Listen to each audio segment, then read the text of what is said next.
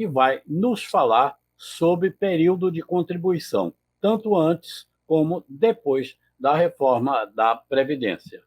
Com a palavra, doutor Ederson Ricardo, por favor. A gente estava ali, né, absorvendo esse conhecimento do professor Malcolm, né, que é um estudioso da legislação e nos presenteia, né, com essa sua experiência de interpretação, né, o quanto é complicada a interpretação judicial, a interpretação do INSS e a obrigação, né, que ele deveria ter com aquilo que a própria lei estabelece. Quando a gente fala de tempo de contribuição, a gente não se distancia muito, né, do que é efetivamente a carência. A carência é, como disse o professor Malcolm, um tempo mínimo de contribuição mensal para que você tenha direito, né, a um benefício previdenciário preenchido os demais requisitos. Então, um dos requisitos para a grande maioria dos benefícios programados, idade, tempo especial e não programados, né, auxílio-doença, invalidez, tal, existe um tempo mínimo de contribuição que é denominada carência.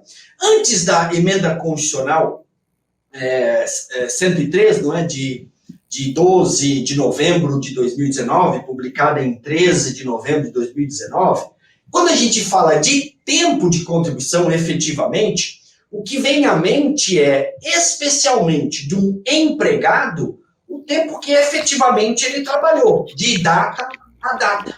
Então, do intervalo entre a admissão até a demissão dele, data a data, portanto, eu considero os dias trabalhados, não é? Desde da inauguração daquele vínculo até os dias trabalhados no mês da demissão ou da cessação daquele vínculo, serão contabilizados como tempo de contribuição. Então, se a gente fizer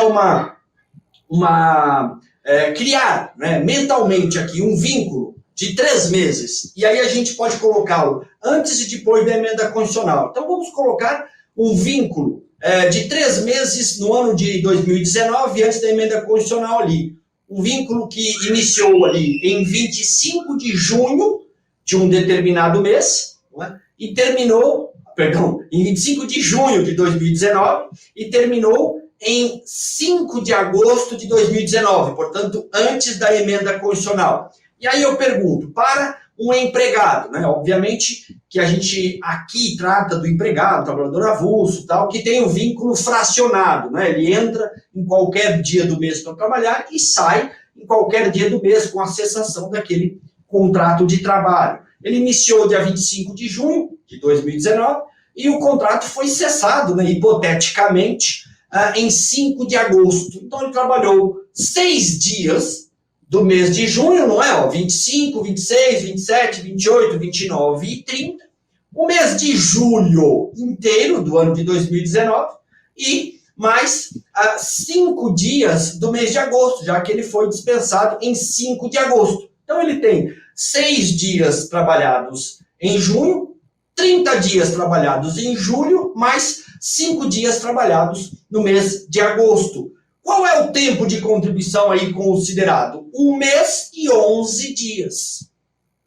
Ok, data a data.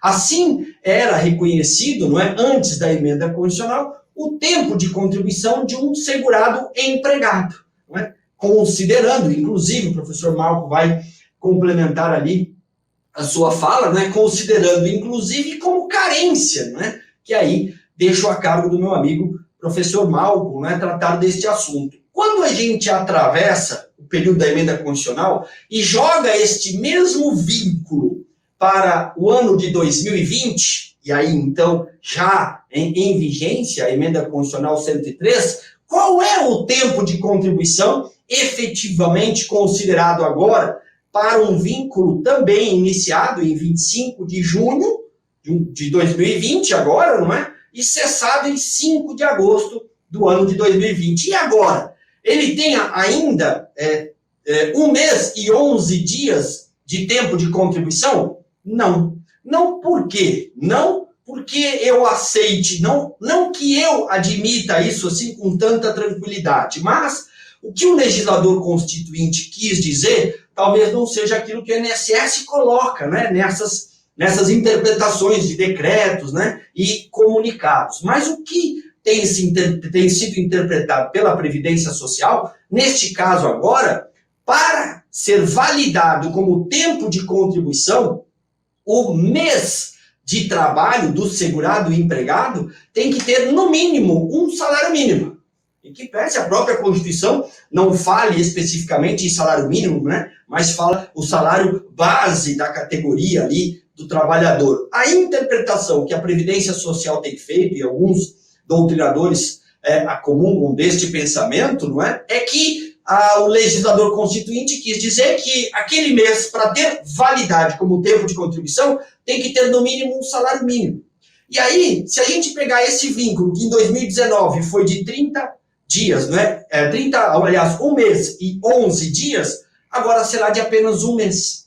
Eu teria o prejuízo de 11 dias do meu tempo de contribuição. Falando de um vínculo de 3 meses, né, de um único registro, isso parece pouco. Mas de uma vida de 30, 35 anos de trabalho, isso pode fazer muita falta. E por que, professor? Por que não vou considerar aqueles 11 dias? Porque no mês de junho do ano de 2020, já em vigência a Emenda Constitucional 103, nós tivemos apenas 6 dias de trabalho. E aí, né, imaginemos que dentro destes 6 dias ele não arrecadou um salário mínimo.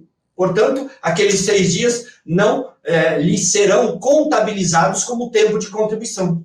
O mesmo ocorrerá com o mês de agosto, onde ele trabalhou apenas 5 dias, já que foi dispensado no dia 5 de agosto. Não lhe terá, né, como contabilizado um salário mínimo de remuneração. E a legislação atual diz que se não tem salário mínimo, não tem tempo de contribuição. Então, quando a gente traz para os dois momentos, este exemplo nos permite a reflexão do que quis o legislador antes, não é? E depois da emenda constitucional em relação ao tempo de contribuição, especialmente depois da emenda constitucional. Ele diz o seguinte: não interessa quanto tempo você trabalhou em um mês. O que eu quero saber é se você contribuiu com, no mínimo, um salário mínimo. Se não contribuiu, não tem aquele mês contabilizado como tempo de contribuição.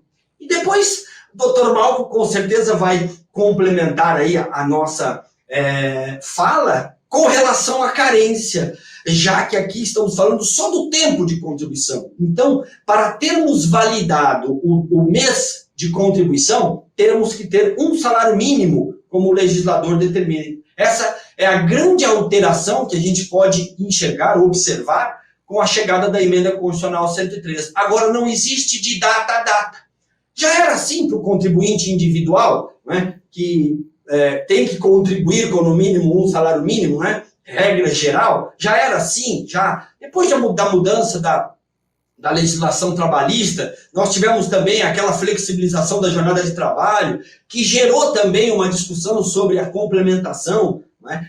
É possível eu complementar, já que eu trabalhei só 5 ou 6 dias e não tenho o salário mínimo, e agora eu perdi esse tempo, mas trabalhei naquele mês, é possível eu complementar, então, a contribuição para atingir um salário mínimo e ter o mês inteiro? Olha que interessante. Ao mesmo tempo que eu perdi os 5 dias ou 6 dias trabalhados, já que eu não tive um salário mínimo de contraprestação, eu posso complementar o que faltou para o salário mínimo, não é? Obedecidas as regras do mesmo ano civil, e isso também eu acho que a gente compensa a gente discutir um pouquinho mais, complementando a contribuição, que aquele mês foi de menos de um salário mínimo para um salário mínimo, eu não vou ter só 5 dias ou 6 que eu trabalhei, vou ter 30 dias trabalhados. Então, tem uma parte boa disso. Eu perco todo mês que eu não tenho o salário mínimo, mas se eu complemento, eu tenho o mês inteiro, tendo trabalhado menos de 30 dias. Então, houve sim uma alteração significativa no que a gente contabiliza como tempo de contribuição, justamente porque agora o que envolve a validação do mês trabalhado é o valor mínimo de contribuição e não o tempo que você efetivamente trabalhou. Então, você pode perder, e aí a gente vai precisar levar em consideração um histórico muito importante, né, do segurado, e é claro que isso só vale para tempo trabalhado a partir de 13 de novembro de 2019, o que se trabalhou anteriormente deve ser contabilizado de data a data, não é? Já que eu não posso retroagir nos efeitos maléficos da emenda constitucional, e o que se trabalhou a partir de então é que eu devo observar, não é? Se eu quero o mês inteiro ou não. Se eu não quero o mês inteiro, então eu não preciso complementá-lo. Mas se eu preciso daquele mês para atingir o direito, eu vou ter que complementar estas contribuições.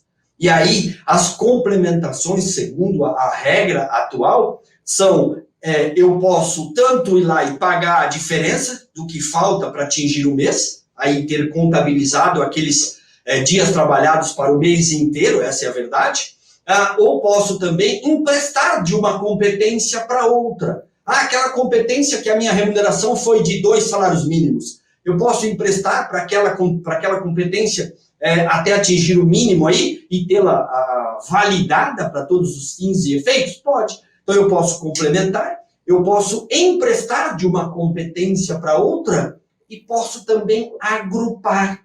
Eu posso reunir, não é, as contribuições de um mesmo ano civil para verificar se eu tenho, não é, um mês inteiro ou mais de tempo de contribuição. Vamos imaginar que o segurado tenha empregado, recebido remuneração de meio salário mínimo todos os meses de um determinado ano a partir da emenda constitucional.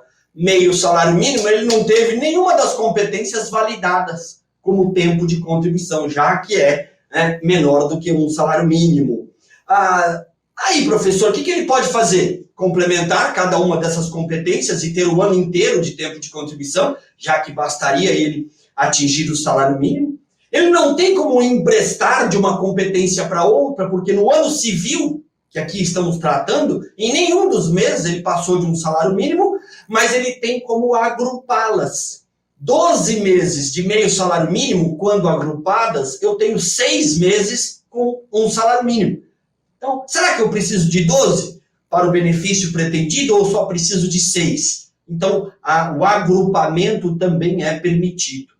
Todas essas situações, o empréstimo entre as competências, o agrupamento das competências e também a complementação, o legislador coloca como tão somente para o mesmo ano civil. Eu só posso fazer isso para o mesmo ano civil. O que ele quer dizer? Que eu não posso emprestar da competência de 2021 para 2020. Eu não posso agrupar competências de anos distintos. Mas eu não consigo entender, na minha cabeça não entra, talvez o professor Malcolm nos ajude aí nessa interpretação, como é que eu faço para complementar no mesmo ano civil? Isso não tem muito sentido, porque a complementação eu posso fazer quando eu for me aposentar lá, vou lá e complemento e acabou, não é? Os meses que eu não atingi o salário mínimo e está resolvido. O que tem a ver o mesmo ano civil com isso? Então, até fico me perguntando, se é para complementar só no mesmo ano civil, eu nunca conseguirei complementar a competência de dezembro, já que eu pago ela, não é? Até o dia 15 do mês subsequente. Já é no outro ano, né? Então já era. Nunca vou complementar a contribuição de dezembro. Acho que a complementação está fora do contexto aí. E Malcolm pode nos ajudar, tenho certeza, a resolver essa questão. E é assim, então, a grande distinção do que era tempo de contribuição. Data a data. Então, você aproveitava a fração de cada mês, especialmente do empregado, não é? Daquele que tinha trabalho fracionado, entrava em determinado dia do mês, né? Não no dia 1º, especificamente. E, a partir da emenda constitucional, não interessa se você trabalhou um dia ou 30 dias. O que eu quero saber é se o valor da contribuição foi do mínimo exigido. Tá certo? Perfeito. Essa seria aí a grande diferença. Perfeito. Bem, vamos ouvir o doutor Fábio Leão, que sempre tem participação importantíssima aqui, colaborando com o